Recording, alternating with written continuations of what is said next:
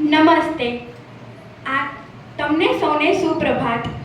આદરણીય આચાર્યશ્રી, માનનીય શિક્ષકગણો તથા મારા વહાલા વિદ્યાર્થી મિત્રો, હું ધોરણ 8ની વિદ્યાર્થી એટલે કે અહીંથી વિદાય લેનારી આજે તમને થોડા શબ્દો કહેવા આવી છું. આજે અમે આ શાળા છોડીને જઈ રહ્યા છીએ. આજે અમારો છેલ્લો દિવસ છે. ત્યારે મને સમજાતું નથી કે મારે તમને શું કહેવું. આ શાળાએ ઘણું આપ્યું છે મને. જ્યારે પ્રવેશોત્સવમાં રડતા રડતા અહીં આવેલા ત્યારે દફતર પણ પકડતા નહોતું આવડતું, અને અત્યારે તમારી વચ્ચે અહીં સ્ટેજ પર ઊભી છું.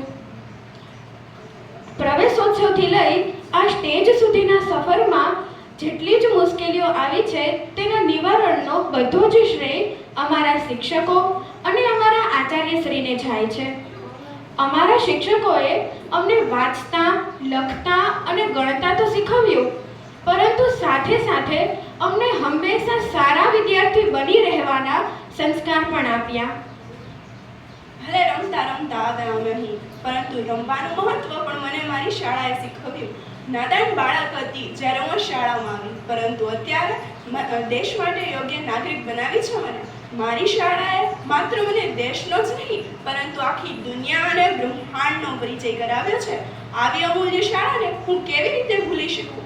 હા, ઘણીવાર ઠપકો આપ્યો છે, પરંતુ હવે સમજાઈ રહ્યું છે કે તે ઠપકો અમારા માટે કેટલો મહત્વનો હતો. આવી સ્વર્ગથી પણ ચડિયાતી શાળાને અમે કદી નહીં ભૂલી શકીએ. અને સાથે સાથે અમે એ પણ કહેવા માંગીએ છીએ કે આપણે જેમ આપણી શાળાને ભૂલી શકતા નથી, તેમ આપણી માતૃભાષાને પણ ભૂલવું જોઈએ નહીં. માતૃભાષા એ આપણી માતા સમાન છે.